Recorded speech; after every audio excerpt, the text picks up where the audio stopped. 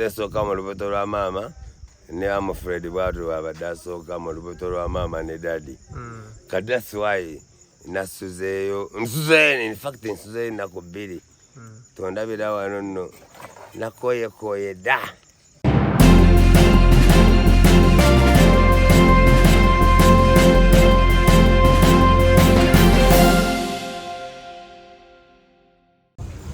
Butereevu webale kubeera nga weekumidde ku Blaze Media. Tutuuse e Kalangaalo ewagenda okuba nga waziikibwa omugenzi Humphrey Mayanja. Nga bw'olaba we wano ewaka waba Mayanja wano. Era ngenda bankutwala ate ku bijja oba ewali amalaalo we baziika AK47, we baziise bajjajja ba Kamiliyoni basengaabe n'abalala. Nkyakulagako wano embeera nga bweri, abantu bakatuuka bazze, abalala bakyali mu kkubo bajja, naye nga ffe twakatuuka okuba nga tukuwa updates, okuba nga tukutuusaako ekiriwo eno ewagenda okuziikibwa Humphrey Mayanja. Ennaku nnyingi nnyo, era mbeera nga naye bw'ogiraba, abantu bali mu kweteekateeka, bali mu kuzimba tents, aba funeral services bagezaako okuba nga bakwasaganya. Tugenda kutuusaako update zonna ku kiriwo mu kuba nga bawerekera oba nga tuwerekera omubiri gw'omugenzi Humphrey Mayanja. Ngenda kulagako ne ku maama wa Kamiliyoni. Ali wano maama wa Kamiliyoni naye ali wano atudde agezaako okuba nga alindiridde ekiddako. Mulabi wa Blaze Media omulungi, kati ngenda kuba nga nkulagako we bagenda okuba nga baziika omugenzi Humphrey Mayanja, era nga ngenda bankulagira ddala ne AK47 we bamuziika. Tuli Kalangaalo, jjukira ggwe omulungi eyeekumidde ku mukutu. Tuli Kalangaalo era mbeera nga wogiraba enteekateeka zigendera ddala mu maaso ez'okuyooyoota ekifo Humphrey Mayanja wagenda okuba nga aziikibwa. Ekifo kino nga bw'okiraba wano kye kijja ewaziikibwa Bamayanja, era kati wano nga woolengera we bali mu kuyooyoota, we bali mu kuteekateeka Humphrey wagenda okuba nga aziikibwa. Saidi wali ngenda kuba nga nkulaga ate AK47 naye bwe bamuziika omugenzi Emma Mayanja. Kamukulageko wano olabe Emma Mayanja we bamuziika Ssaalongo we wano. Ssaalongo Emma we bamuteeka. Ate wali okumuliraana omukulu Humphrey Mayanja ate naye wagenda okuba nga ateekebwa. Kino kyekifo Bamayanja we babaziika. Omukulu Dwight ono Bobi Wine gwe yayimbako yasuzeeyo wuuyo ali ku kiti. Yasuzeeyo nga Humphrey kubanga abadde muto wange, ate nga muto wange tulina okubeera abale talina baaba we nga nange siina baaba wange. Nze sooka mu lubuto lwa maama ne Humphrey bwatu abadde asooka mu lubuto lwa maama ne daddy. Kati that's why nasuzeeyo nsuzeeyo ennaku 2 tondabira wano nno nakoyekoye dda. Okitegeera tuli mukola ntaana. Dwight agezaako okuba nga akunnyonnyola enteekateeka nga we zituuse ez'okuba nga ennyumba y'omugenzi Humphrey Mayanja bwe zituuse ez'okuba nga bagiteekateeka. Nga olabye enkulaza nti AK47 wano bamuteeka, ate n'abalala b'otamanyi bali wano. Tuli Kalangaalo munnange gwe atulaba ku Blaze Media.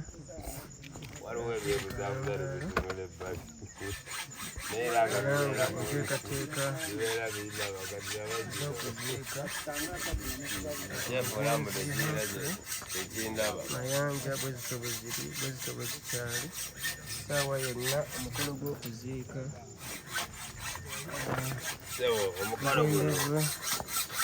gutandula. Awekitiibwa gye baleko ssebo. Kale taata nawe gye baleko. Kale ssebo amannya gaffe. Mannya gange nze Kato Kimera. Ssebo. Abamu bammanyi nga Man Cuts. Ssebo. Mpola mpola naye nga tonyingiza mu bya music. Enteekateeka zituuse. Owaye enteekateeka zitambula bulungi. Owaye twagezaako okugezzaako okukitereeza bulungi nga bw'okiraba. Naye nga twerekere muganda waffe Humphrey. Ya kitalo nnyo kitalo ddala ssebo. Kati gwe wangaalira eno? No. Nze nveeyo mu town. Okay. Yamange. Okay.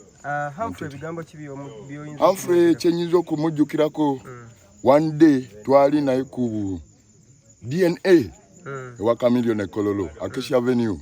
Kati yajja nga alina birthday ya muwala we. Yakolera eyo. Ne tusanyuka nnyo. Kati ate juzi nali ene wa mami wange Buswa Bulongo. Nga nze munaku nkulu. Nga mpulira nti ate biki. Naye muzeeyi wange Humphrey agenze. Ne mpulira nga ntidde nnyo. Ne ngamba kati sijja kweyongerayo mu site. Kansooke maliriza okuziika. Ndyoke ngende lumu. Naye nga kitalo nnyo kitalo ddala. Gye baliko ssebo. Nga kitalo nnyo ssebo. Abadde mukoddomi wange. Abadde mukoddomi wo? Gwe wangaalira eno Kalangaalo? Kampala. Biki by'ojjukira ku Humphrey Mayanja? Abadde muntu mulungi. Muntu w'abantu. Okay, obubaka bwo eri famire yonna oba bali bakoddomi bo? Obubaka mbusaasidde kuviirako mukoddomi wange ate naffenna tubadde baana. Okay. Nga omulabi wa Blaze Media nga bw'olaba tugezezaako okulaga bano abaami bavudde Kampala be bamu ku bali mugezaako okuteekateeka entaana y'omugenzi Humphrey Mayanja wagenda okuba nga agalamizibwa mu nnyumba ye ey'olubeerera. Munnange gwe atulaba nga ennyumba w'ogiraba oba entaana bagiriraaniganyizza oba baawulambalaza ne omugenzi Emma AK-47 we yaziikibwa. Munajjukira nti twamuwerekera naye era bwali budde bwe buti nga naye bali mu muteekateekera era yamala galamizibwa wewaali kati wano Humphrey Mayanja ate naye wagenda okuba nga ateekebwa. Tugenda batukuleetera mu maaso awo nga tukulaga emukolo gw'okumuziika nga bwe gugenda okutambula. Tugenda kulagako kona ku bantu abalala nga babiri bakubuuzeeko. Ekitiibwa gye baliko amannya gaffe? Amanya nze Kibuka John Po ssentebe w'omu Lukago. Yongeze ku ddoboozi. Kibuka John Po ssentebe w'omu Lukago n'ogwa Kalama.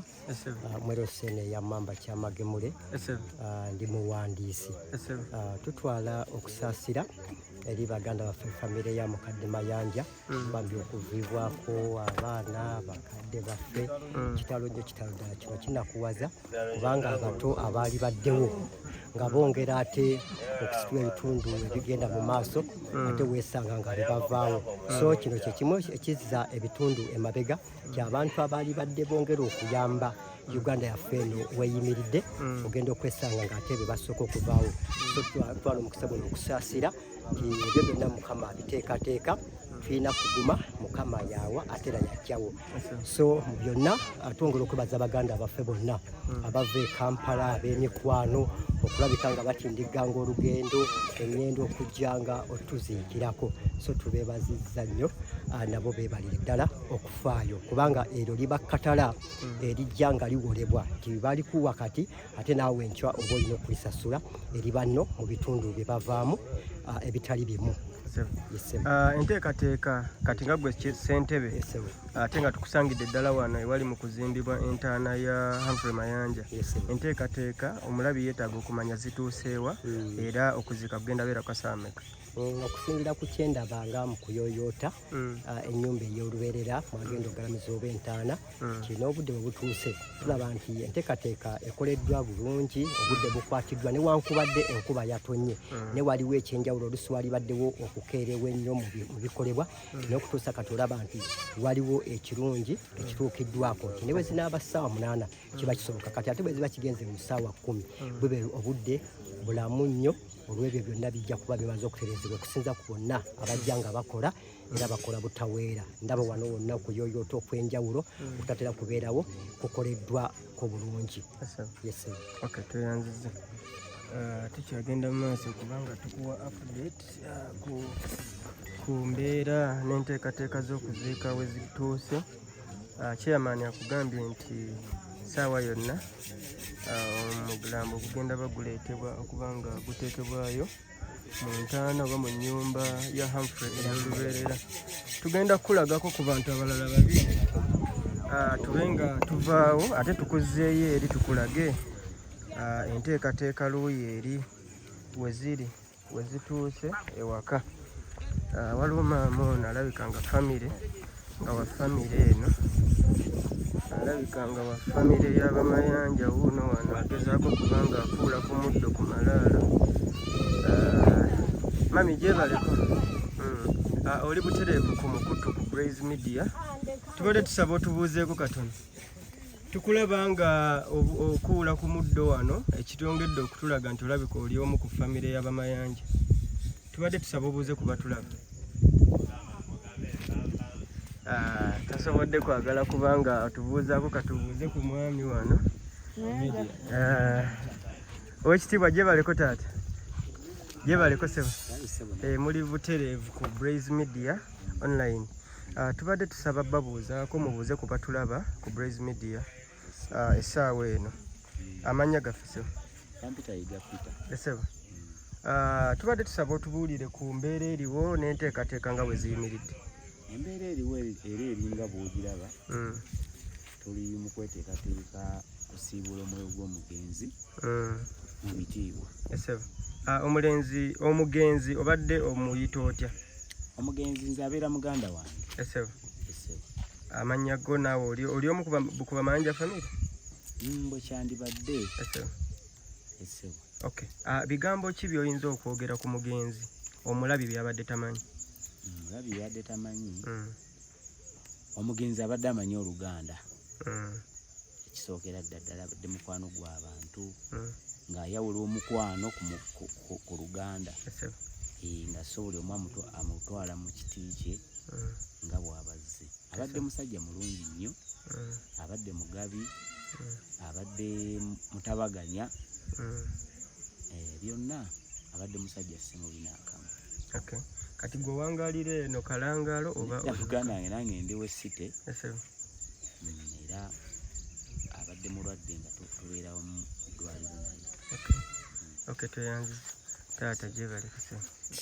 Nga bitalo nnyo. Bitalo sebo. Amannya gaffe? Nze ebigambo nina bitini ebisinga muganda nga byogedde. Weyanjulira abatulaba. Kasule Fred. Kasule. Oli omu ku booluganda b'omugenzi? Nze kojja wange yaffe. Sebo. Kagambo ki kamu bubiri bw'oyinza okwogera ku mugenzi Humphrey Mayanja? Kumusabira Mukama amuwummuze emirembe. Tweyanziza nnyo. Beebo betugezezaako okubuuzaako wano ewagenda okugalamizibwa omwoyo gw'omugenzi oba omubiri gw'omugenzi Humphrey Mayanja. Tujja kudda ate tukuwe update eziddako ng'enteekateeka ziwedde naye nga bw'olabye nti entaana ewedde okuzimba bali ku final touches ate mu ssaawa ng'emu oba bbiri tugenda ate kubanga bamukomyawo ku Muziika be nti kuwe ekiddako ekisingako.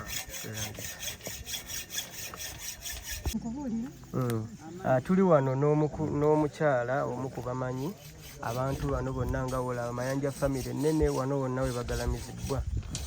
Ono ali wano yaani maama? Bena. Kati ono yalingaani wa Humphrey Mayanja oba kale katugeze Jose Chameleone abamuyita atyo sengaawe. Ate ono nono naye senga wa Jose Chameleone. Waliwo ate ono nabukeera wano nono naye sengaawe. Eno layini yabasenga. Ate ono aliko kateepu measure wali oyo naye senga. Tukulaze wano ono Paulina Najjirwa senga, Nabukeera senga, nono ali wano naye senga n'oli senga. Ate bali eri waliwo gwe nnengera Lubega Henry jajja azala taata azala mwami Mayanja. Ono yazaala mwami Mayanja ono bamuyita Henry Lubega. Wuuyaawo. Ate ono Daudi kati ono naye jajja azaala azaala baliwo kati ono ate ye jjajja wa mwami Mayanja, ono yazaala ono mwami Lubega. N'abalala bali wano bayitirivu nnyo nnyo nnyo, n'endowooza bwe tusobola olw'okuba nti amannya gaabwe galambikiddwa ku ntaana zaabwe, be tusobola okuba nga tukumenyera, naye nga bangi nnyo nnyo nnyo. Wano kye kijja kya Mayanja famire wano. Weebale nnyo kubeera nga weekumidde ku Blaze Media.